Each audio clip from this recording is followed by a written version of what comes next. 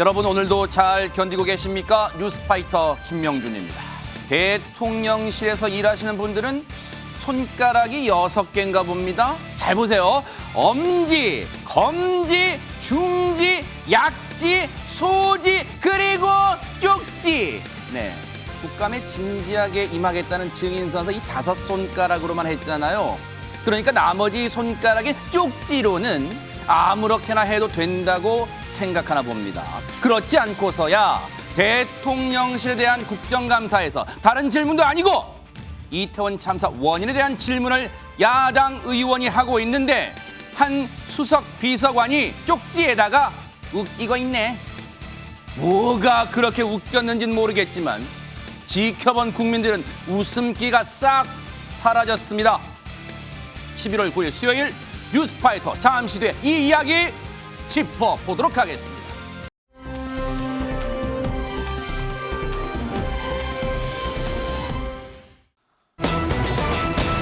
광주 도심 한복판에서 이런 일이 벌어졌다고 합니다. 전혜연 평론가님. 예, 마치 격투기를 방불케 하는 집단 난투극이 광주의 도심 한복판에서 벌어졌다고 하죠. 시민들이 깜짝 놀랐다고 하는데요. 네. 자세한 내용 영상으로 함께 보시겠습니다. 영상이 있어요, 네네.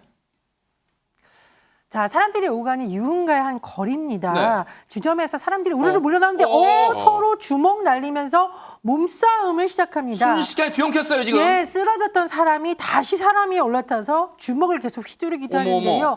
싸움을 말리려던 행인이 오히려 주먹을 얼굴에 맞고 세상에. 뒤로 쓰러지기도 합니다. 세상에. 이후로도 집단 난투극이 10분 정도 이어졌습니다. 아니 신민섭 기자님, 저희가 유흥가 골목이라니 그랬잖아요. 혹시 뭐 취객들이 막 주먹 다짐한 거예요? 어떻게 된 겁니까 이게 지금? 네, 이때가 30일 새벽 4시니까 어허. 이때 뭐 모르고 주무신 분들은 몰라도 깨 있는 분들이라면 이태원 사건 때문에 굉장히 놀라고 막 긴장하는 시간대인데 역시 한국 사람들은 아니었고 러시아인과 또 우즈베키스탄 국적의 고려인들로 추정되는 외국인들이었는데 어허. 이 술집도 외국인들이 평소 많이 찾는 곳이었다고 합니다. 그래요? 네. 여기서 술을 마시다가 이제 외국인들끼리 시비가 붙어가지고 술집 앞에 나와가지고 한 8명에서 10명가량이 이렇게 그 집단 몸싸움을 벌인 거였는데요.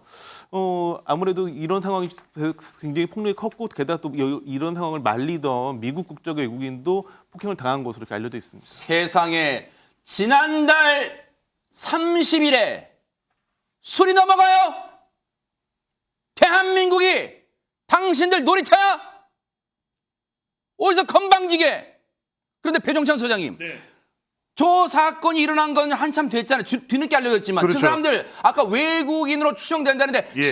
정확한 신원은 파악됐습니까? 추정만 될 뿐 파악이 안 됩니다. 왜요? 그러니까 러시아나 우즈베키스탄 고려인일 것이다 이렇게 추정은 되는데 뭐 CCTV만 확보됐지. 그때 누군가가 나가서 누구라도 붙들었다면 그리고 오전 4시 시간에 목격자가 있다 하더라도 어느 국적인지 어디에 행방을 하고 있는지를 알 수가 없거든요. 네. 그러니까 이것도 저는 민간인도 피해를 입었습니다. 그러니까 단순히 외국인들만의 범죄가 아니에요. 네. 근데 이전에도 유사한 사건들이 여러 건 있었어요. 네. 근데 문제는 뭐냐면 이럴 때 그 외국인들 사이의 다툼이 아니라 결국 피해는 주변에 우리 민간인들이 입을 수 있거든요. 우리 국민들이 보내요 진짜. 그러니까 지금 네. 김행국께서도 말씀하셨듯이 날짜도 날짜지만 더 중요한 것은 그 시간대에 누군가 이 일반인들이 민간인들이 피해를 입을 수 있다면 맞아요. 뭔가 이런 CCTV가 나왔을 때 좀 더 신속하게 출동할 수 있거나 행적을 파악할 수 있는 방법이 좀 없을까? 그러니까요. 이 부분이 앞으로 참 중요할 것으로 보입니다. 이대로 넘길 사안이 아니잖아요. 어디서 무례하게 대한민국 땅에서 저런 폭력 행위를 일삼아요. 그것도 도심 한복판에서 저 사람들 반드시 잡아야 되는 거 아닙니까? 손정혜 변호사님. 네, CCTV로 신원을 특정하고 있다라고 하니까 조금만 노력한다면 관련된 동선도 파악돼서 신원도 특정되지 않을까 기대를 한번 해보는 건데요. 네. 경찰은 현재로서는 범죄 조직과는 연관이 없는 것으로 파악되고 있다라고 밝히고 있습니다. 다만 범죄 조직 단체가 아니더라도 8명, 10명이 한꺼번에 새벽 시간에 저렇게 난투극을 부리면 주변 시민들 굉장히 불안할 수밖에 그렇죠. 없기 때문에 반드시 검거해서 그 동기, 경위를 물어야 될 것으로 보이고요. 네. 특히 신원이 불분명한 사람이 있을 수도 있습니다. 강제 추방 대상도 될 수 있고 여러 명이 공동으로 폭행한 부분이기 때문에 폭력행위 등 처벌에 따라서 가중처벌될 여지가 있는데 만약에 스스로 자수한다고 한다면 감경받을 여지도 있습니다. 경찰분들이요 조금만 바쁘시겠지만 힘써주세요. 저 사람들 반드시 법적 처벌을 물어야 될 것 같습니다.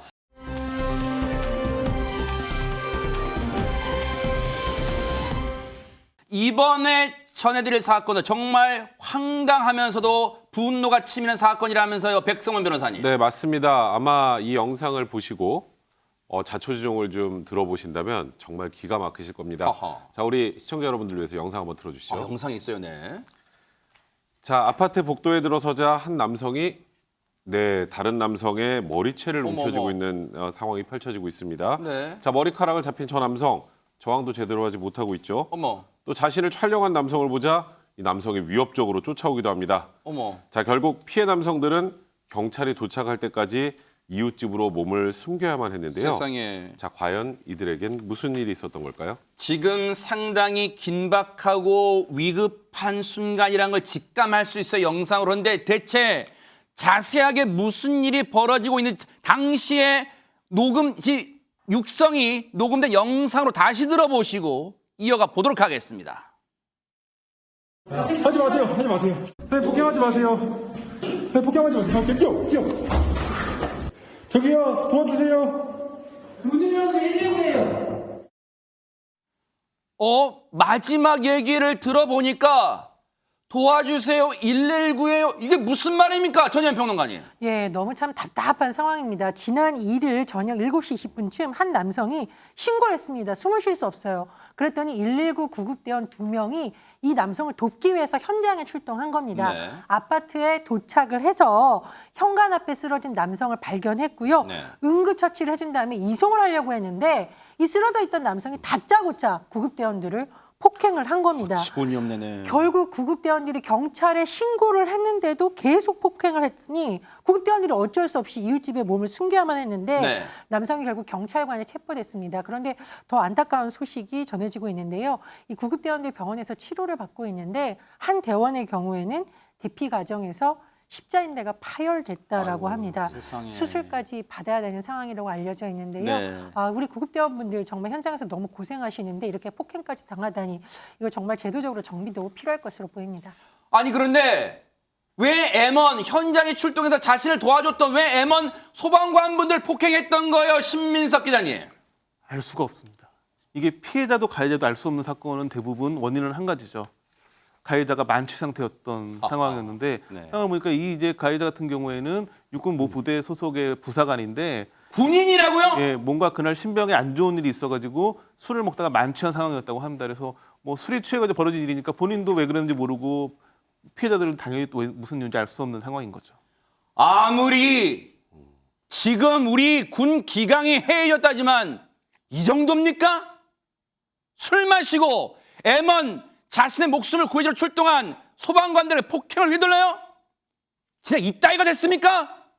현장에 출동했던 피해를 당하신 구급대원 얘기 좀 들어보시고 이어가 보도록 하겠습니다. 숨쉬기 힘들다는 그 신고를 받고 출동한 상태였고요. 환자분 본인이 이렇게 문을 열어주고 그리고 그 현관에 신발장 쪽에 엎드려서 누워 있는 상태였고요. 환자분한테 그 술 냄새가 좀 났어요. 혹시 술을 드셨냐 물어보니까 그 술을 먹었다고 말씀을 하시고 제가 1차적으로 폭행을 당한 후 그리고 제가 112에 그 신고를 하는 동안 2차적으로 제 동료가 머리채를 잡히고 그 폭행을 계속 당하고 있던 상태였어요. 저희가 그 너무 신변에 좀 위험을 많이 느껴가지고 계속 말리다가 급하게 그 현장에다가 장비랑 이런 거 다 두고 일단 먼저 피신부터 먼저 해야겠다는 생각이 들어서 그 계단 쪽으로 뛰어서 내려갔었거든요. 도망치는 와중에 이제 제 동료가 넘어지면서 이제 무릎까지 부상을 입게 됐고요. 폭행 피해를 입은 후에 그 4일 동안 입원 치료를 계속 받았고요. 그리고 지금 정신과 또 같이 병행해서 치료를 계속 받고 있는 상태고 그리고 제 동료 같은 경우는 지금 무릎 전방 십자인대 파열이랑 인대가 많이 찢어졌다 해서 그 급하게 수술을 완료한 상태고요. 지금 재활하고 이제 다시 복귀를 할 때까지 1년 정도 걸릴 것 같다고 소견을 받았대요. 가해자뿐만 아니라 지금 군 관련된 사람들한테 그 연락은 하나도 오지 않은 상태고요. 저희 그 아직 사과 한마디도 듣지 못한 상태였어요.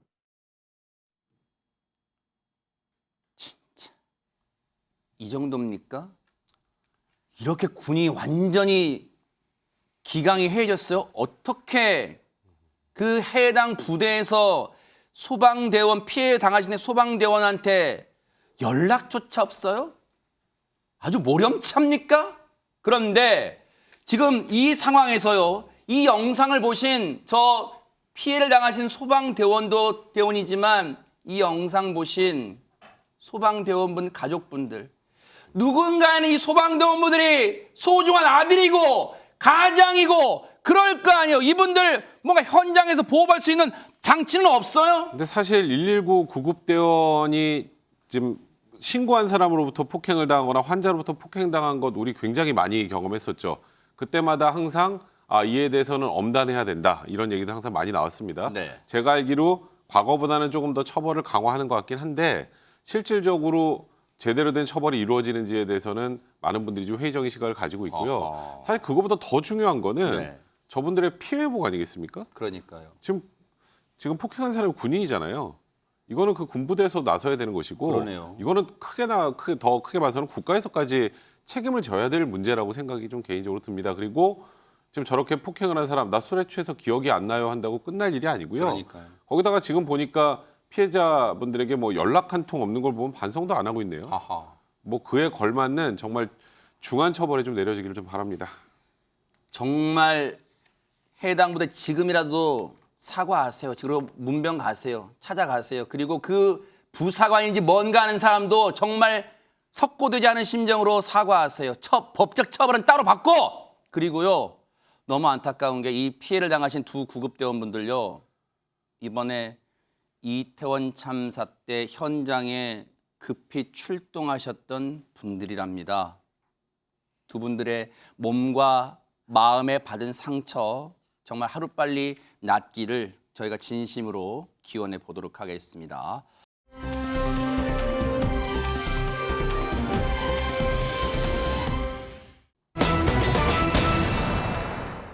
어제 제가 그런 말씀을 드렸어요. 책임지는 사람은 없고 변명하는 사람만 있다. 이런 말씀 드렸더니 오늘 하나 추가해야겠습니다. 킥킥 되는 사람도 있다. 이게 무슨 말입니까, 손정희 변호사님? 네, 저는 또 개인적으로 좀 놀라운 광경을 봤는데요. 어제 바로 첫 국정감사가 있었습니다. 윤석열 정부 처음 열린 대통령실에서 이루어진 국정감사였는데 바로 5글자가 논란이 되고 있죠. 웃기고 있네입니다. 말씀드리기도 좀 송구하긴 한데요. 일단 이태원 할로윈 참사 관련해서 야당 의원들이 질의하는 과정이었고요. 한 수석비서관이 나란히 앉은 다른 수석비서관의 저렇게 보시는 메모지에 웃기고 있네라는 글을 썼다가 지운 것까지 언론에 포착된 상황이었습니다. 저 메모를 무슨 국정감사 밖에 복도에서 대기하는 사람들이 쓴 게 아니라 국정감사장에 들어와 있는, 그것도 어떤 신분인지 아세요? 대통령실에 수석 비서관 둘이서 저런 행동을 했어요. 먼저 어떤 수석 비서관들인지 화면부터 만나보시고 이어가 보도록 하겠습니다. 저 질의하는 도중에 참으로 경악스러울 기사를 하나 봤습니다. 이태원 참사와 관련된 위원들의 질문과 지적이 이어지는 가운데 우리 대통령 비서실장 뒤쪽에 앉아있는 수석들이 말이죠. 메모지에 웃기고 있네 라고 하는 말을 쓴 것이 언론들의 카메라에 붙잡혀서 기사가 떴습니다. 국회 모독입니다. 그동안 이 XX들이라고 대통령이 얘기를 해도 저희가 사과 한마디 못 받고 여기까지 온 국회입니다. 근데 그 이후에 다시 메모지에다 웃기고 있네? 이게 진짜 웃기고 있는 자리입니까? 자, 위원장님께서는 누가 썼는지 먼저 자백을 받으시고, 그리고 나와서 왜 이 글을 쓰게 됐는지에 대해서 해명을 들으시고 그리고 여기 대해서 명백하게 사과를 하지 않으면은 국회 모욕죄로 이것은 고발 조치를 해주시고 그다음에 당장 퇴장시켜야 됩니다. 지금 뭐 당장 물어보면 누군지 자기가 실토할 거 아닙니까? 쓴 사람, 지운 사람 안 일어날 거예요? 이태원 참사 가족들한테 근데 이 자리가 무슨 자리입니까? 이태원 참사 가족 유가족들한테 자, 잠깐만요. 모두 저를 통해 물어보는 건데 어떻게 이런 짓을 할 수가 있습니까? 누가 쓰신 겁니까? 이 건으로 쓴 건지. 일어나신 분들은 왜 일어나셨어요?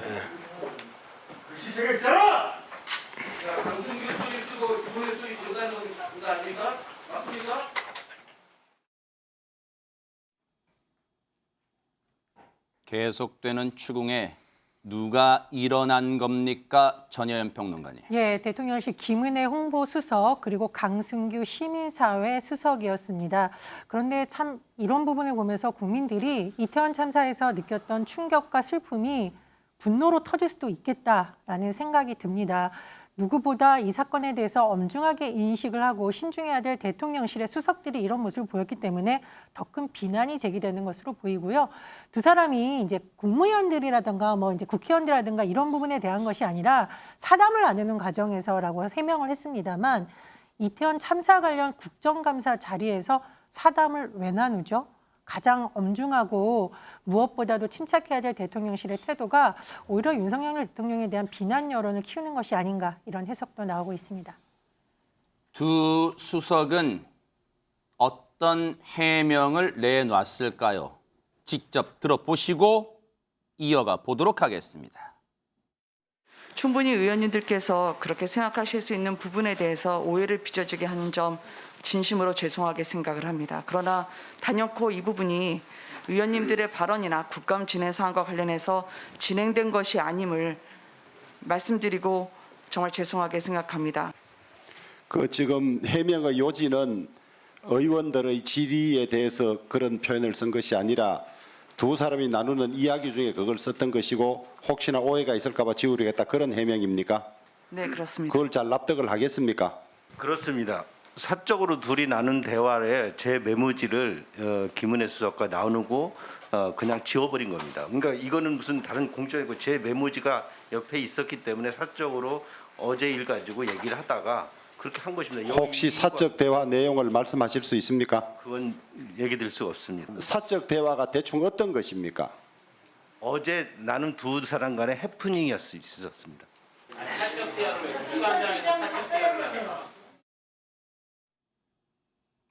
국감장에서 사적 대화를 한 게 적절했느냐는 걸 따지기 전에 배종찬 소장님, 예. 운영위원장이 지금 주호영 국민의힘 의원이에요. 원내대표예요. 예. 근데 주호영 위원장이 듣기에도 저 해명이 뭔가 납득이 안 되고 앞뒤가 안 맞는 것 같으니까 그게 해명이 되겠습니까? 라고 재차 물은 거 아니에요? 그러니까요. 납득이 될 수가 없죠. 왜? 국민들이 그 장면을 보고 있으니까. 이태원 참사가 어떤 참사입니까? 지금 윤석열 정부 국정 운영의 최대 위기가 될 수도 있어요. 그런데 이 엄중한 장소에 나와서 사적인 대화를 나눈 내용으로 웃기고 있네라는 5글자를 김은혜 홍보수석이 강승규 시민사회 수석의 이 노트 메모지에다가 적었다. 납득이 갈까요? 그런데 이 상황이 그 메모를 웃기고 있네라고 적는 그 순간에 이 더불어민주당의 강덕구 의원이 이태원 참사의 대통령실의 대응에 대해서 질문을 하고 있던 상황이었습니다. 그런데 이거 누가 보더라도 이 내용을 보는 국민들은 야당 의원의 질의에 대해서 대통령실 수석이 웃기고 있네라고 표현한 거 아닐까 그런 생각을 할 수밖에 없을 테고요. 이 진위 여부는 가려져야 되겠지만 합리적 추정이죠. 예. 시민분들, 시청자분들과 국민분들의 합리적 추정할 수 있잖아요. 그렇게. 그렇죠. 그리고 또 사측 대화 내용이 뭐냐 납득이 안 가니까요. 주호영 원내대표도 운영위원장인데 얼마나 가슴이 철렁대지 않겠습니까? 그래서 좀 사측 대화의 내용이라도 그러면 납득이 가게 좀 이야기를 해봐라. 그 내용은 우리가 이야기할 수가 없다. 왜 못하죠? 그러면 전혀 이 상황에 맞지 않는 해명이고 변명이 될 수밖에 없는 것이죠. 백성문 변호사님, 진짜 하다 이런 일까지 터집니다. 이거 어떻게 봐야 되는 거예요? 누가 웃기고 있었던 건가요? 저도 그게 궁금하네요. 뭐 지금 사적 대화 중에 어제 있었던 일이라고 하는데 어제 있었던 일을 가지고 웃기고 있네라는 표현을 쓰나요? 저는 그 표현을 어제 있었던 일을 쓰는 거는 제가 좀 개인적으로 이해가 안 되는데 저도 뭐 지금 두 분이 아니라고 그러니까 일단 아니라고 일단 확인을 안 된다고 생각을 하고 좀 말씀을 드리면 네. 지금 말씀드렸던 것처럼 지금 이태원 참사에 관련된 질입니다. 물론 개인적으로 생각할 때 저 두 분은 야당 국회의원들의 질의가 정치 공세라고 느끼고 그에 대해서 굉장히 말도 안 된다라고 생각했을 수 있어요. 저는 개인적으로 합리적 추정을 하면 그것 때문에 그 질의나 그에 대해서 웃기고 있느라고 쓴 것 같은데 네. 아니라고 하시니까 그게 아니라고 하더라도 저런 엄중한 지금 이런 위중한 상황에서 저곳에 들어가서 키득키득거리면서 어제 일이건 그제 일이건 오늘 일이건 간에 웃기고 있네라는 얘기를 쓰면서 지금 이 국회 내 의원들의 발언이나 이런 것들을 무시하거나 듣지 않고 있어도 되는 겁니까? 네. 그러니까 이거는 어떤 변명을 해도 그냥 넘어가기 힘든 굉장히 중대한 상황인 것 같습니다. 저렇게 국감 도중에 저 메모가 포착이 됐고 요즘은요 정말 빠릅니다. 국감 도중에 언론 포착된 거 바로 인터넷 기사로 떠요. 그러니까 지금 진성준 의원이 민주당 진성준 의원이 국감 도중에 저 문제를 지적했고 결국은 일어나게 만들었잖아요. 결국은 퇴장 주장이 있었어요. 퇴장시켜라. 관련해서 영상 좀 보시고 이어가 보도록 하겠습니다. 잘못했습니다. 그렇지만 정말 의원님들께서 생각하시는 그런 의원님들의 말씀을 듣고 한 게 아닙니다. 그렇지만 다시는 이런 일이 없도록 주의하고 잘못했습니다. 죄송합니다.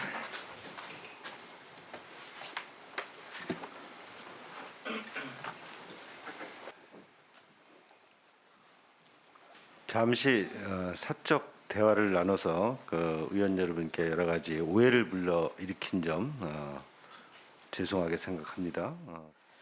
저는 이 웃기고 있네 이렇게 말씀하신 게 사적 대화라고 생각하지 않습니다. 분명히 의원들이 질의하고 있는데 그 순간에 그렇게 하신 거였고 이미 그 이전부터 계속 웃고 있었습니다. 그냥 미소를 지은 게 아니라 소리내서 웃었고요. 그 소리를 제가 들었었습니다. 위원장님께서 퇴장 조치해 주셨으면 좋겠습니다. 저는 김대기 실장한테 요청합니다. 저 두 소속을 파면 조치하십시오. 원만한 국정감사 진행을 위해서 김은혜 홍보수석과 강성규 시민사회 수석께서는 좀 퇴장을 해주시면 좋겠습니다.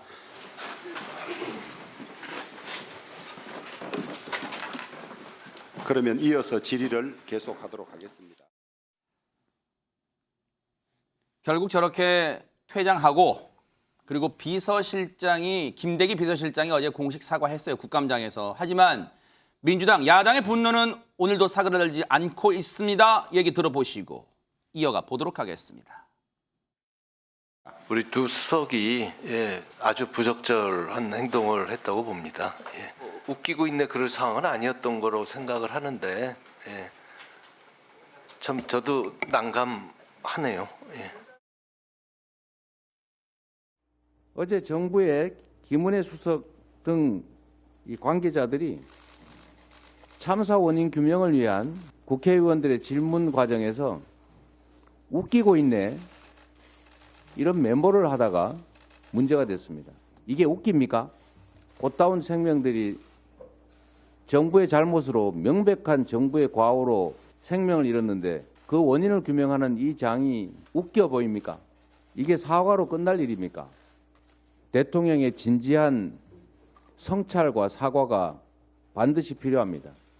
총리부터 사퇴하는 것으로 국민의 생명과 안전을 지켜주지 못한 것에 대해서 책임져야 합니다. 신민섭 기자님은 지금 소속 매체에서 이번 이태원 참사 취재팀장도 하셨던 걸로 제가 알고 있어요. 이번 이 웃기고 있네 쪽지 논란 어떻게 보셨어요?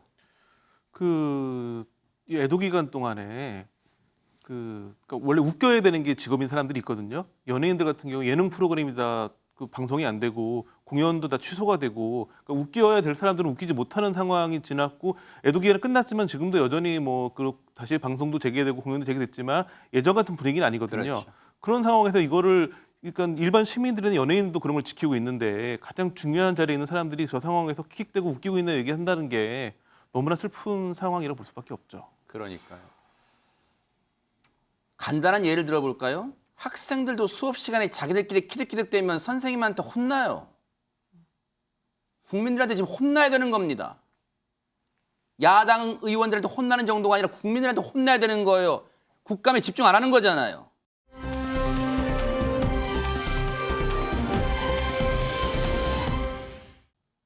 그런데 어제 운영위 말고 국회 정무위 전체회의도 여기서 이태원 참사가 언급이 됐어요. 그런데 여기서는 국무조정실장 총리 산하에 있습니다. 국무조정실장의 발언이 논란이 됐습니다. 얘기 들어보시고 이어가 보도록 하겠습니다.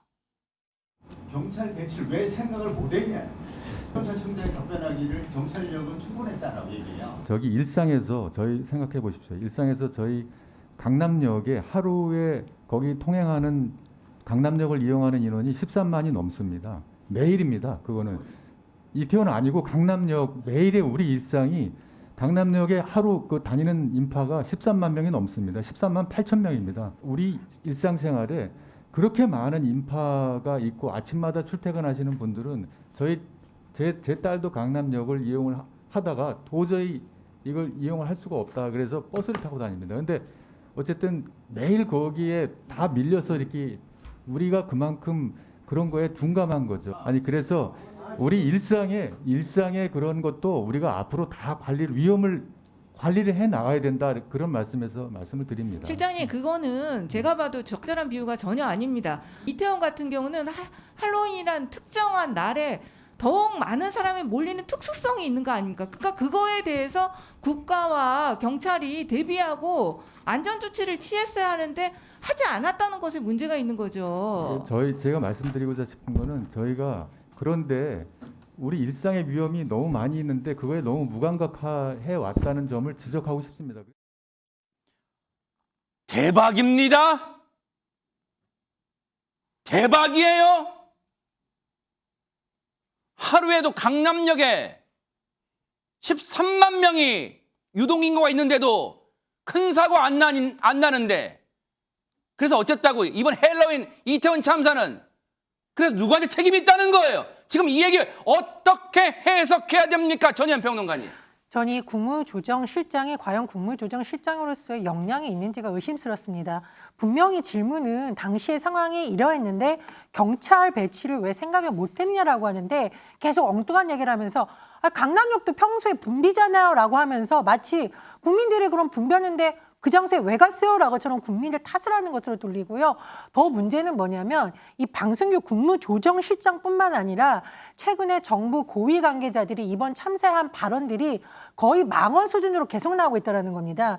이상민 행안부 장관의 책임회피성 발언, 한덕수 총리의 외신 기자 간담회에서의 농담성 발언, 그리고 지금 저희가 말씀드렸던 대통령 비서실의 수석들의 웃기고 있네 발언, 그리고 국무조정실장의 발언까지 국민들은요, 이태원 참사를 보면서 슬픔을 넘어 고통스럽다고 말하는 분들이 있습니다. 고통에 공감하지 못하는 정부 고위 관계자, 과연 공직자라고 할 수 있겠습니까? 철저한 반성이 있어야 된다고 보고요. 이 부분 그냥 넘어갈 것이 아니라 대통령실 차원에서 면밀히 점검해서 필요하다면 문책도 해야 된다고 봅니다. 누가 봐도 동문서답 아니에요? 이태원 참사 원인 등을 물어보는데 강남역 13만 유동인구를 얘기해요. 야당은 득달같이 들고 일어났습니다. 들어보시고 이어가 보도록 하겠습니다. 시간식으로 답변하는데 이게 넘어가면 되겠습니까? 아니 지금 국민들이 보면 얼마나 황당하겠습니까? 저기 총리가 가서 실실 웃는 거도 똑같은 것도 아닙니까? 이태원이나 강남역이랑 똑같다면 이런 식으로 하면 이게 국민들이 보면 얼마나 분석적이겠어요. 그래서 그렇게 느껴졌다면은 제가 그 전달력이 좀 부족했습니다. 우리 생활의 위험을 앞으로 정부가 철저하게 관리를 해야 되겠다는. 신경 안 쓴다는 소리를 하는 거예요. 어디 국민들을 탓하고 있어요, 공무원이? 손정혜 변호사님, 말 그대로 한번 해석을 해볼게요. 이태원 참사 원인 그리고 대응 정부의 대응 문제를 짚는데 국무조정실장이라는 사람이 자신의 딸도 강남역을 이용하다가 너무 인파가 많아서 버스 타고 다닌다는 비유까지 했어. 이거 어떻게 국민이 해석하라는 얘기예요? 그러면 어떻게 해석하라는 얘기예요? 우리가 안전 불감증이 도처에 도사리고 있는 것은 맞습니다. 그리고 모든 재난을 모두 다 100% 국가의 책임을 돌릴 수 없는데 이 날은 일상의 위험이라기보다는 국가가 예방할 수 있었고 예측할 수 있는 특별한 위험이 있는 그 시기에 왜 할 수 있는 조치를 하지 않았는가에 대한 국민적인 의구심이 있는 것이고 서로 국가는 억울한 점이 있다고 하더라도 국민들한테 책임지고 반성하고 개선하겠다라는 의지와 결단을 보여줘야 되거든요. 그런데 지속해서 말씀드리는 바와 같이 모두 다 책임을 회피하고 내 책임이 아니오라고 책임을 돌리는 듯한 발언은 그런 결국 이 무감각하게 일상의 위험에 있었던 모든 사람들의 책임이라고 정부가 이 책임의식을 조금 희석시키는 거 아니냐라는 비난을 받을 여지밖에 없는 것이고요.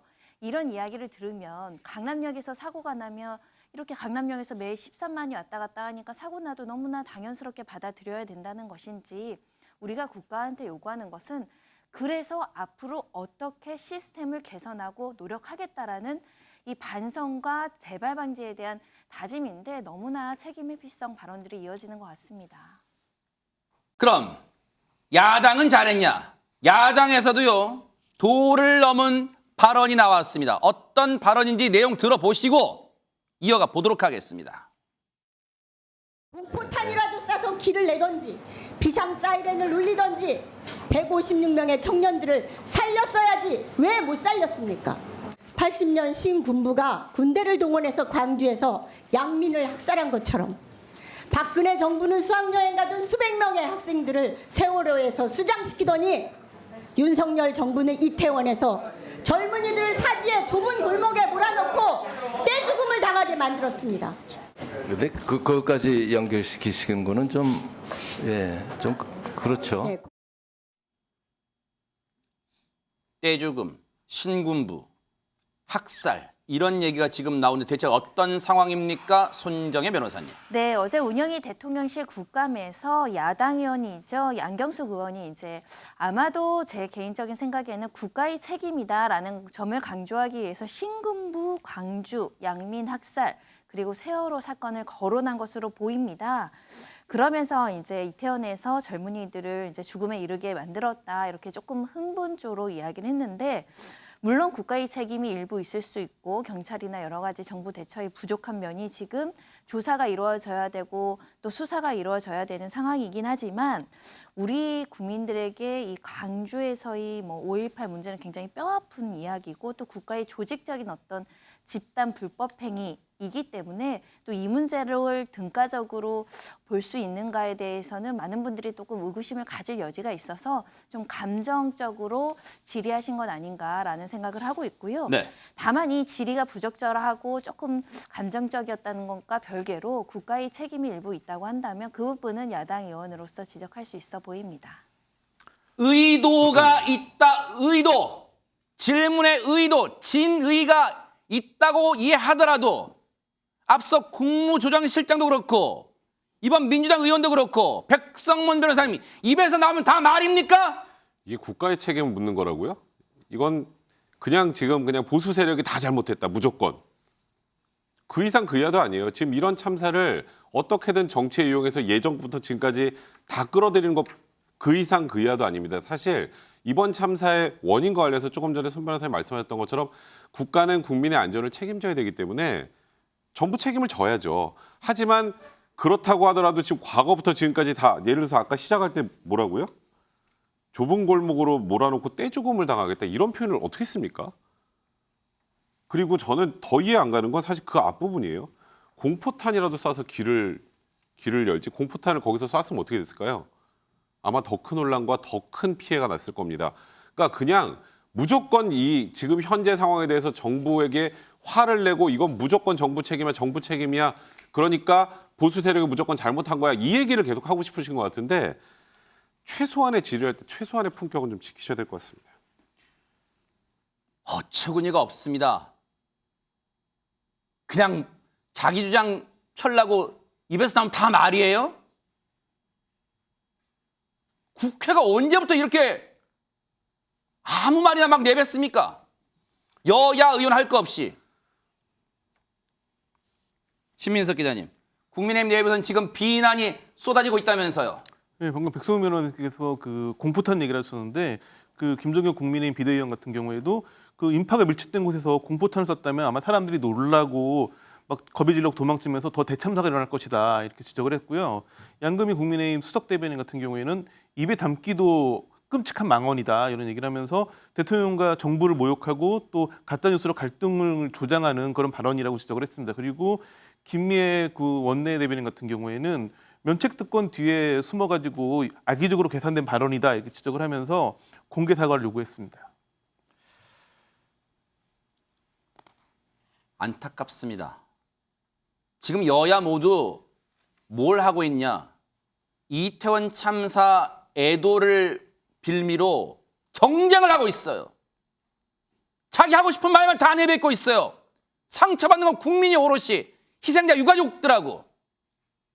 과연 지금 우리 정치에 진정한 정치가 있습니까? 정쟁만 있는 거 아닙니까? 그런 생각해 봅니다.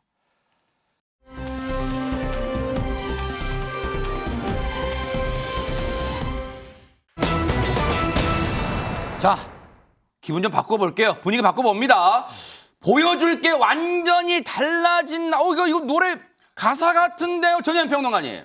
예, 우리나라에서 굉장히 본래도 실력이 출중했지만 그동안 특정 이미지에 가려져 있던 여배우 3분, 요즘 이미지 변신으로 굉장히 화제라고 하는데요. 어허. 먼저 에마 부인 시리즈 하면 떠오르는 배우 딱 있으시죠? 저는 안 봤어요. 예, 바로 안소영 배우입니다. 아하, 네. 그런데 너무 이렇게 이미지가 갇혀 있었는데 최근에는 예능이라던가 여러 가지 프로그램에서 굉장히 활발하게 활동을 하고 있고요. 네. 와, 이 배우 정말 어마무시한 누군데요? 배우입니다. 이정은 배우입니다. 어머! 개인적으로 저는 이정은 배우님이 무명일 때 만난 적이 있고요. 아, 그래요? 네. 예. 또 이정은 배우님과 아주 친한 그 배우 김수진 씨가 저의 친구이기 때문에 네. 이미 이정은 배우님의 활약은 사실 연극계에서 유명했습니다만 너무 오랫동안 사실 무명 배우로 불렸었죠. 그러셨군요. 그런데 최근에는 여러 가지 영화제에서 수상했다는 소식도 들리고 누구보다도 이정은 그 자체가 장르다라는 말이 나올 정도로 주목을 받고 계십니다. 또 다른 배우, 네. 배우 황석정 씨입니다.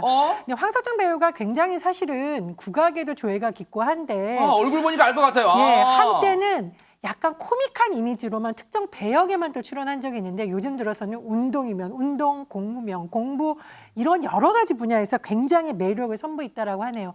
이 3분 중에 과연 어떤 분이 가장 변신에 성공했을지 야. 시청자 여러분들 그런데 점수를 매기기 좀 어려울 것 같습니다. 야, 뭔가 완전히 달라진 나를 보여준다. 뭔가 팔색조 매력이 있다는 거잖아요. 그런데 차근차근 한 분씩 짚어볼까요? 먼저 안소영 씨는 대체 어떤 매력이, 어떤 완전히 달라진 모습이 있을까요? 신민석 기자님. 네, 최근에 한 방송에서 25살 된 아들을 공개해서 화제가 됐는데요. 네. 그러니까 사실 우리가 이제 그 예전 정말 에마 부인은 정말 옛날 일인데 그 이후에도 안소희라는 이름은 워낙 그 레전드이기 때문에 남아있지만 그렇죠. 뭐 하는지는 잘 몰랐는데 25살 아들이 있다는 이야기는 25년 동안 싱글맘으로 아이를 키우는데 좀 집중하면서 연예계를 떠나 있었고요. 저도 꽤 오래전에 좀 안소희 씨가 연예계 컴백하려고 한다라고 해가지고 이렇게 좀 움직임이 있었던 걸 취재했던 기억이 있는데 잘 안 됐었고 이번에도 얘기를 하시는 거 보니까 이제는 뭐 싱글맘 이제 뭐 25살이면 다 키웠으니까 다시 본인의 영역으로 돌아오고 싶다 이런 얘기를 하셨는데 이제 나이가 꽤 되셨음에도 불구하고 여전히 많은 사람들 머릿속에 안소희는 섹시한 여배우죠. 안소영 씨. 네, 그런 안소영 씨 같은 경우에 그런 섹시한 이미지를 버리고 이제는 좀 영화계에서 좀 연기력 잘하는 배우로 인정받고 싶다 이런 의지를 밝히셨습니다.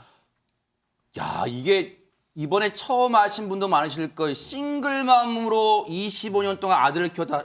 야, 삶이 진짜 녹록지 않았을 것 같아요. 저 지금 이 시기만 요 정도 시대만 하더라도 싱글맘에 대해서 가지는 편견이 그렇게 크지 않죠.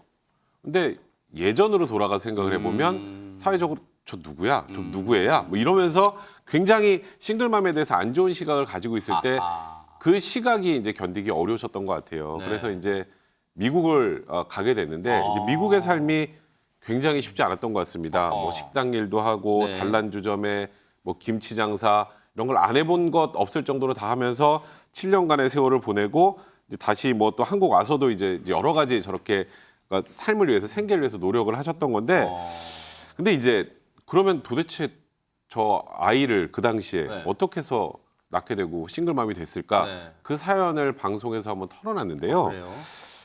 아이 이제 아빠가 그 당시에 이혼남이라 그래서 만났었대요. 이혼남이라고 만났으면 이혼한 상태에서 만났으면 문제가 없잖아요. 근데 알고 봤더니 위장 이혼이었고, 그러니까 사실상 그냥 유부남이었던 거죠. 아이고. 근데 본인 입장에서도 이제 그 관련해서 한 가정을 깨는 것만큼은 절대 안 된다라고 생각을 세상에. 했고, 그리고 또 이 뱃속에 이 소중한 아이도 버릴 수 없다는 생각을 했고, 늦은 나이에 한 임신이라 그래서 결국 혼자 아이를 낳기로 결심을 했고, 그래서 결국 싱글맘이 된 것이다. 뭐 이런 얘기도 본인의 신경도 밝히기도 했습니다. 세상에 그 상황이 얼마나 힘들었을까. 막 마치 비바람 몰아치는 광야에 홀로 서 있는 그런 느낌이잖아요. 아마 이 사연 들으시고 지금도 카리스마 넘치는 안소영 씨한테 이런 일이 있었어? 그런데 한때는요 안소영 씨가 충무로 극장가를 누비고 다녔다 이런 거 기억나실까요? 얘기 들어보시고 이어가 보도록 하겠습니다.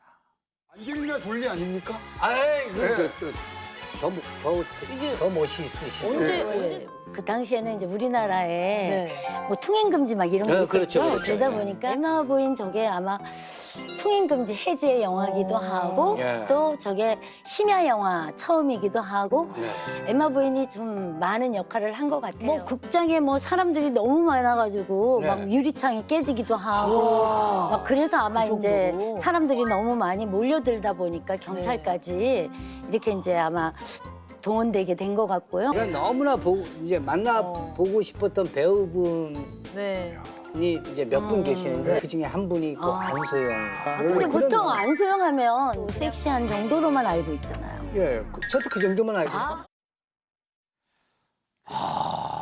진짜 절절한 어떤 인생사가 저 노래에 막 담겨 있는 것 같은데 손정임 변호사님, 근데 앞서 잠깐 뭐 여러 가지 옛날 사진들이 막 스쳐 지나갔습니다만 아마 지금 젊은 분들이 봐도 와 스타일 대단하다 멋지다 막 그런 생각 하실 것 같아요. 네, 요즘 같으면 이제 걸크러쉬라고 해서 대대적으로 이제 여성 팬들 마음까지 사로잡을 수 있는 이미지와 또 남성분들이 좋아하는 이미지도 혼재되어 있는 뭐 우리나라의 영화계의 역사를 썼다. 그렇죠. 제1대 에마 부인이죠. 이때 네. 어떤 일이 있었냐면은 극장이 정원이 1,500명입니다. 네. 근데 무려 이 영화를 보기 위해서 5,000명이 이제 인파가 몰려서 어머. 사실은 질서정연하게 들어갈 수조차 없는 상황으로 굉장히 인기가 많았던 영화이기도 한데 네. 그래서 제18회 백상예술대상 여자 신인 연기상까지 수상을 했습니다. 세상에, 와. 그럼 그 이후로 정말 연기 대상도 타시고 많은 작품을 하셨을 것 같지만 네.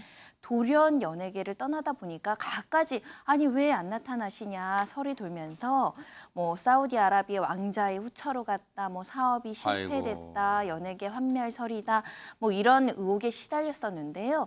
지금 말씀하신 것처럼 이 에마 부인이 많은 인기를 가져다주고 스타성을 만들어줬지만 이 에마 부인이 내가 평생 나의 굴레가 될 줄은 나도 알지 못했다 이렇게 이야기를 하셨고요.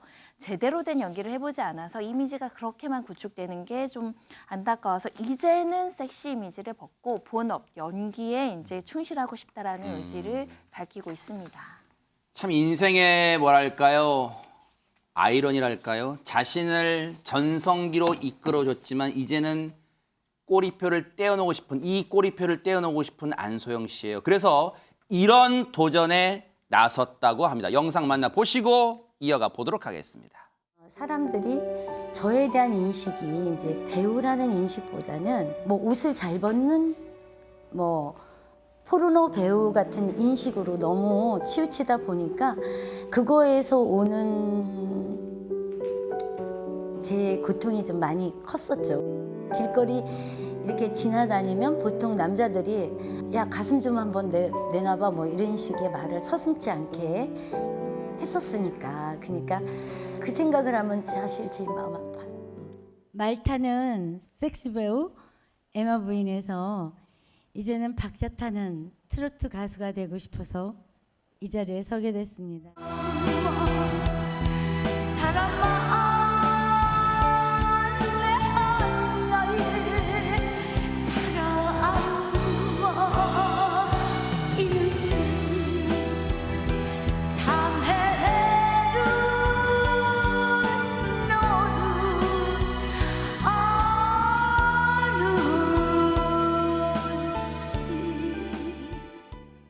늘 변치 않고 안소영 씨의 그 활동을 다시 활발한 활동을 기대하시는 팬분들 많으실 테니까요. 이 많은 분들 앞에 또 멋진 모습 기대해 보도록 하겠습니다. 자, 그런가 하면 앞서 세 분 중에 뭔가 또 팔색조 매력 완전히 달라진다. 근데 이분은요. 국내에 계신 시간보다 해외에 계신 시간이 더 많다고 합니다. 누굽니까? 신민석 기자님. 네, 배우 이정은 씨 이야기인데요. 지난달 19일 날 그 영국 런던에서 제7회 런던 아시아 영화제가 열렸습니다. 이게 사실은 되게 작은 영화제였는데 요즘에 워낙 아시아에 대한 관심이 커지고 특히 한국에 대한 관심이 많아지면서 굉장히 큰 행사가 돼가지고 네. 한국 배우들 같은 경우에도 이제 그 헌트의 감독이자 주연 배우였던 이정재 씨, 어허. 그리고 비상선언의 임시완 씨, 그리고 네. 오마주의 이정은 씨가 직접 런던에 가가지고 다양한 행사를 했고 영화제만 한 게 아니라 한국 영화에 나오는 유명한 음식들이지 않습니까? 네. 음식 관련 행사도 굉장히 크게 열렸는데 여기서 이정은 씨가 최고 배우상을 수상했습니다. 네. 이뿐만 아니라 굉장히 다양한 해외 영화제 오마주가 초청되면서 초청되면도 가가지고 행사해야 되고 상도 받으시고 뭐 그러고 계시는데 그러면서 그 사실은 그 흥행력만 놓고 보자면 헌트나 비상선언이 훨씬 많은 관객이 들었지만 오마주가 굉장히 해외에서 많이 각광을 받으면서 이정은 씨에게도 많은 스포트라이트가 집중되고 있습니다. 네. 이정은 씨 같은 경우에는 최근에 한 굉장히 큰 블록버스터 영화에서 출연 제안이 왔는데 이걸 고사했다고 하는데 그래요? 본인 얘기 들어보면 자기보다 더 잘할 만한 배우가 있는 역할이면 고사를 하고 뭐 본인이 그런다고 뭐 예술 영화나 이런 것만 고집하는 건 아니지만 좀 이건 꼭 얘기가 됐으면 하는 영화다 싶은 걸 출연한다고 하고 또 워낙 본인이 소소한 이야기거리를 좋아하신다고 하는데 그러다 보니까 굉장히 주목받고 막 그런 막 스포트라이트가 집중되는 배우는 아니지만 우리 마음속을 굉장히 따뜻하게 해주는 그런 배우로 인식되고 있습니다. 그러니까요. 이제는 당당하게 월드스타라고 해도 손색이 없을 거예요. 근데 어떤 영화로 상을 받았는지 한번 보시고 이어가 보도록 하겠습니다. 우리 영화 보는 관객이 30명 있으면 네 소원대로 20만 갈 수 있어.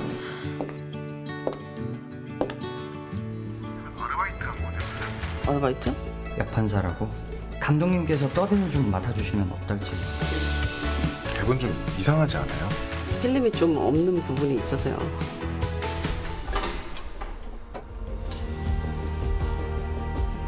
제 마지막 영화일지도 모르죠. 자넨 끝까지 살아나 숨을 헐떡이며 뛰어다녔다. 불안과 안도 사이를.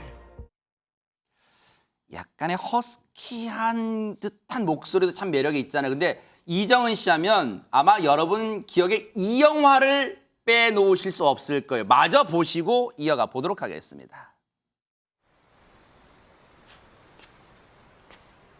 같이 내려가 보시겠어요?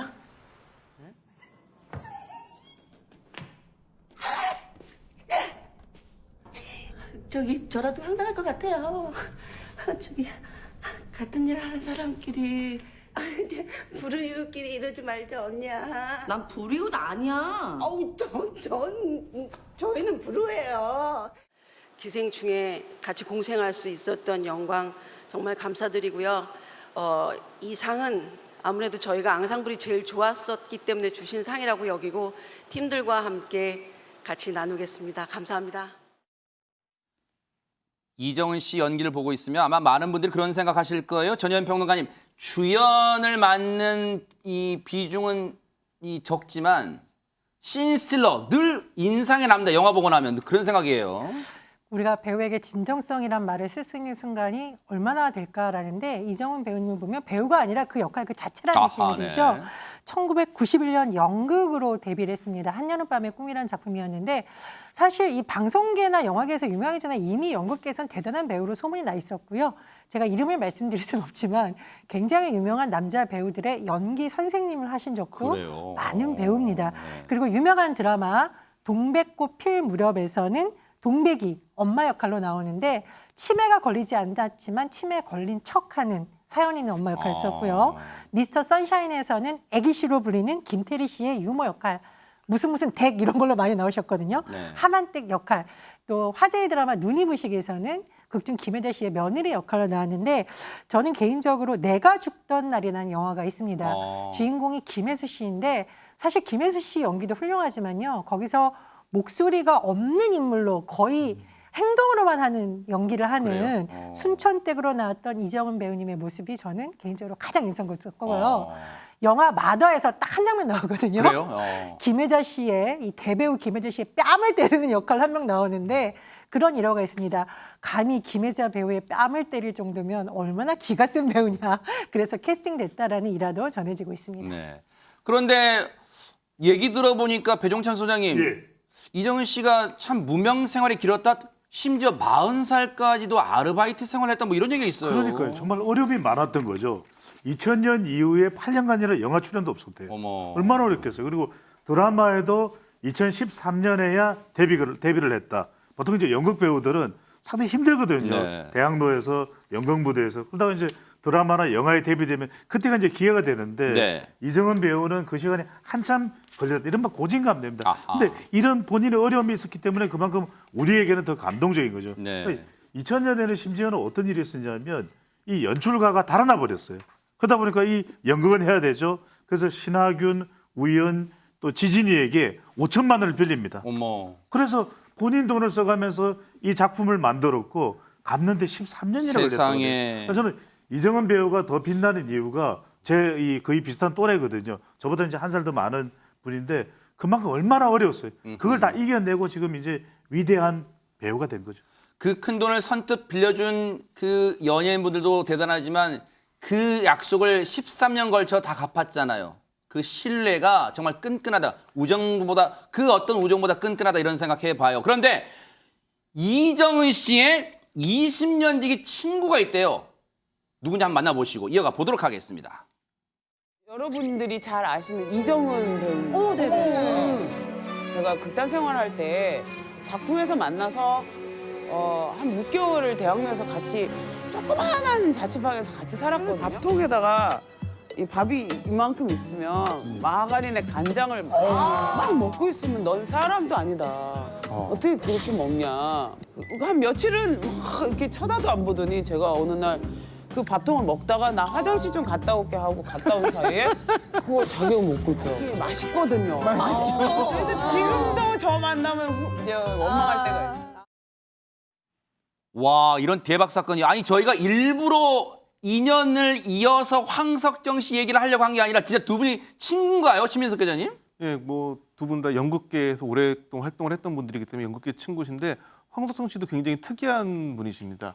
전공이 서울대학교 국악과에서 피리 전공을 했는데 국악과예요? 예, 그래서 이런 악기를 전공하시는 분은 대부분 어렸을 때부터 쭉 하거든요. 어허. 그래서 예고 출신들이 많은데 이때도 보면 동기가 24명인데 그중에 22명이 예고 출신인데 황석정 씨만 좀 특이하게 일반 고등학교 출신이었고 그래요? 그럼 이제 국악과가 어렵게 들어갔으니 그 전공을 하면 되는데 동아리 활동 중에 이제 연극반에서 오면 선배들이 맛있는 걸 많이 사준다 이 얘기에 넘어가서 이제 연극반에 가가지고 연기를 시작했다고 하는데 당연히 그 학교에서 연기를 하다가 나중에 이제 대학로에 가서 연극 극단에 들어갔는데 뭐 할 수 있는 일은 뻔합니다. 이제 수제비 끓이고 하루에 한 1000장 정도 포스터 붙이고 그러면 연기를 배워서 연기를 하는데 아무래도 본인이 좀 이런 거는 좀 한계가 있겠다. 왜냐하면 본인 연기를 직접 전공한 사람은 아니었기 때문에 그래가지고 뒤늦게 한예종에 들어가가지고 연극원에서 연기를 배우고 그걸 바탕으로 배우 활동을 시작해가지고 지금은 굉장히 이름을 알리는 그런 배우가 됐습니다. 진짜 얘기 듣고 보니까 이력이 특이해요.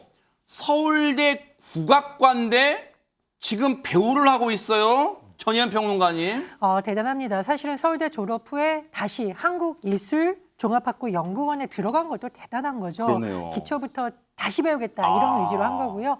그런데 이제 황석정 씨가 처음에 연극 무대에 설 당시만 해도 네. 이른바 여배우들에 대한 편견이 좀 있었다고 하죠. 뭐 청초해야 된다, 예뻐야 된다. 그러다 보니 역할도 동물, 신 이런 것만 맡기는 경우도 많았었고 남자 배우 역할을 맡긴 경우도 많았었고 또 일각에서는 외모 비하하는 너 같은 사람이 뭐 어떻게 연극을 하냐 아이고. 성공할 수 있겠냐라는 말도 많이 들었다고 합니다. 네. 그럼에도 불구하고 저는 지금 뭐 황석정 배우님도 언젠가는 이정은 배우님처럼 국제영화제에서 연기력 하나로 더 조명받지 않을까 그런 기대를 해봅니다. 네. 그런데 황석정 씨도 뭔가 자라오면서 많은 마음고생도 했을 것 같다 이런 생각도 들어요. 손정희 변호사님. 네, 황석정 씨 아버지가 인민군이셨다가 이제 전향하면서 여러 가지 어려움이 있었다라고 그래요? 하고요. 또 본인이 스스로 가정에서 이제 어머니에게 사랑받은 기억이 없다. 어렸을 때 내가 왜 태어났을까 하면서 울었던 기억이 있다라고 이야기를 하는데 이런 기억이 내면의 어떤 결핍이나 이런 것들이 연기로 내면이 성장했을 정도로 또 본인에게 많은 영향을 끼쳤습니다. 네. 연기를 통해서 아픔을 극복한 것 같아요. 정말 연기는 황석정 씨에게 큰 힘이 된 거 아닌가 그런 생각도 해보는데요. 관련 영상 보시고 이어가 보도록 하겠습니다.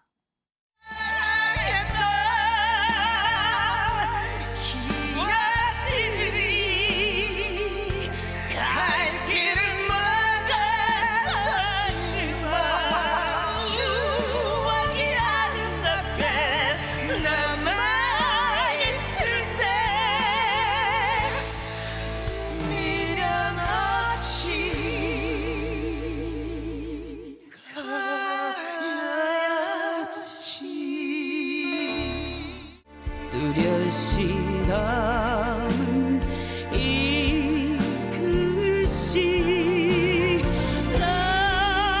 다시 한번 어루만지며 돌아서는 장춘단고. 노래 실력도 만만치 않습니다. 신민석 기자님. 예, 뭐 국악 전공이기 때문에 음악 전공이기 때문에 뭐 근데 악기라면서 근데 그러니까 네. 뭐 아무래도 판소리인 줄 알았더니. 리듬이나 뭐 박자나 이런 거에 감각이 있겠죠. 그래가지고 그 배우 50주기를 맞아가지고 네. 그 배우의 그 명곡인 그 안개 낀 장충남공원을 리메이크해가지고 음반을 내기도 했고요. 뿐만 아니라 양치승 관장을 만나가지고 또 운동을 시작해가지고 머스킨 대회에 나와가지고 당당히 2위를 거머쥐기도 했던. 그러니까 굉장히 다재다능한 분인 거죠. 야, 지금 황석정 씨를 보면 백성원 변호사님 진짜 팔색조 매력이라면 딱 어울려. 머슬킨 대회도 나왔어요 진짜. 그러니까 지금 뭐 잘하시는 게 너무 많잖아요. 네. 근데 이제 제가 저 잘하시는 과정을 보니까 엄청난 노력왕이에요. 뭐든지 끝을 보시는. 네. 근데 전 이 말이 되게 멋있더라고요. 뭘까요? 사람들이 내가 되게 열심히 한다라고 생각을 하는데 네. 나 열심히 안 해. 포기하지 않을 뿐이야. 이 얘기가 굉장히 와닿는 것 같고요. 네. 머슬킨 도전 이후에 또 산에 올라서 나무 800그루를 심은 적이 있었답니다. 어머. 근데 저것도 역시 뭐 포기하지 않으니까 할 수 있는 건 아니겠냐. 네. 근데 저는 그 포기하지 않는다는 게 정말 열심히 한다는 거라는 생각이 좀 듭니다. 네. 정말로 세 분요. 어렵게 이 우여곡절 많은 굴곡진 삶을 살았어도 지금 많은 분들에게 희망을 주신다. 그런 공통점이 있어요. 앞으로도 정말 꽃길만 걸으시길 뉴스파이트가 기원해 보도록 하겠습니다. 멋지십니다.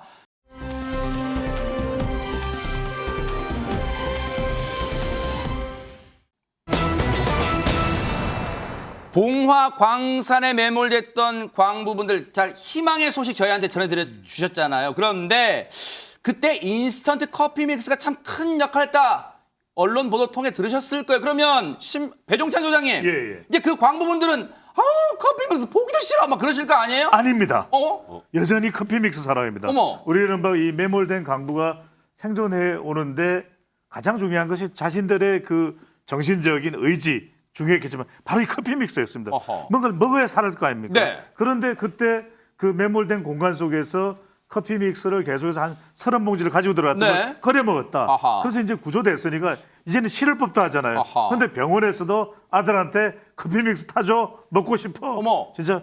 자, 차 타드시네요? 예. 어머, 대박 사건. 쳐다도 보기 싫을 줄 알았더니 타드십니다. 아니 그런데 이 광부분들 생환 이후에 커피 믹스 관심도 덩달아 올라갔잖아요, 신민석 기자님. 예, 뭐 사실상 그 이들이 굉장히 그 걸어 나올 수 있을 만한 힘을 줬는데 게다가 그렇게 먹기 싫었을 것 같으면서도 지금도 찾는 거 보면 굉장히 사랑이 있기 때문에 네. 아마 곧 이제 뭐 좀 그 박스채로 기증하고 이런 소식도 곧 들을 것 같은데 사실은 약간 이제 회사 입장에서 곤란한 부분도 있어 보이는 게 그만큼 이게 에너지원이 된다라는 의미이기도 한데 사실은 한 포당 열량이 50칼로리 정도 된다고 하니까 50kcal나 돼요, 네, 저게? 와. 그러다 보니까 이게 좀 부담이 될 수도 있는데 이게 보면 대표적인 한국 음식입니다. 네. 그래서 이게 무려 1976년에 만들어졌는데 그 한국의 한 회사에서 빨리빨리 하는 이런 한국문에 맞춰가지고 만든 커피 믹스였는데 지금은 뭐 세계적으로 굉장히 유명한 한국의 음식이 됐죠. 네. 지금 이제 두 분 중에 조장이신 박정아 씨가 이제 적극적으로 언론 인터뷰 하시는데 그러면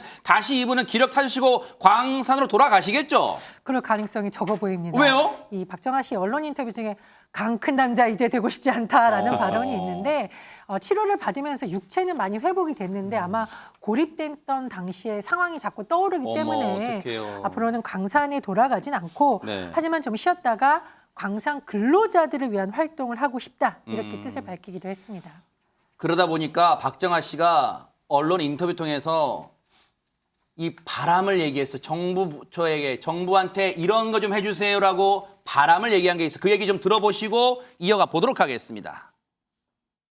대통령실에 서 비서관이 왔더라고요. 그래서 이 광산도 사고 나기 전날 이 안전 점검을 하러 왔었다. 네. 관계 기관에서. 네, 그랬다면서요. 그리고 바로 그 이튿날 이렇게 제거가 됐었는데 예. 보고서에 의해서 안전하다 이렇게 평가를 하지 말고 실질적으로 안전한지 가서 두들겨 보고 만져보고 옷에 뭐 흙먼지 하나 묻히지 않고 그냥 왔다 가는 그런 형식으로 그치지 말고 그렇게 해줬으면 좋겠다. 그걸 꼭 좀 보고를 좀 해달라는 부탁을 내가 사실 했어요. 어쨌든 광산에 종사하고 있는 근로자들이 좀 안전한 범위 속에서 일을 할 수 있도록 해달라고. 이거 되게 중요한 말이잖아요. 안전점검 왔는데 흙먼지 하나 안 묻혀 돌아간대요. 겉핥기식, 수박 겉핥기식 안전점검이잖아요. 그러다 보니까 여기 일하시는 분들 젊은 분들 안 계신다는 얘기가 있어요. 손정희 변호사님. 네, 그렇습니다. 과거에는 이제 위험성이 있다 보니까 좀 돈을 배로 벌어서 많이 들어왔지만 이제는 젊은 사람들이 위험한 일을 안 하려고 해서 젊은 사람들이 일을 하러 오지 않는다는 것이고 세상에. 그래서 적은 임금 때문에 오히려 하루에 8시간 일할 걸 12시간 일해서 2배로 일당을 받아가는 광부분들이 많다라고 합니다. 그런데 이렇게 오래 일하면 또 사고 날 염려가 맞아요. 있거든요. 평균적으로 8시간 근무한 13만 원에서 14만 5천만 원 정도 일당을 받는다고 하는데 돈이 중요한 게 아니라 안전이 정말 최우선적으로 고려돼야 될 것 같습니다. 세상에 16시간, 말이 16시간이잖아요. 하루에 3분의 1을 지금 땅속에 200m 가까운 거리에 계시는 거 아니에요. 그런데 주무시는 시간 빼고 정말 안전대책 세워주길 바랍니다. 보고 계십니까? 대박 사건. 네, 안녕하십니까? 김명준입니다. 여러분과 함께하는 뉴스파이터. 다양한 소식과 뉴스를 보고 싶으시면 화면 오른쪽을 꾹 눌러 구독해 주시길 바랍니다. TV로도 유튜브로도 여러분께 한 발 더 다가가겠습니다. MBN 뉴스와 뉴스파이터를 사랑해 주셔서 고맙습니다.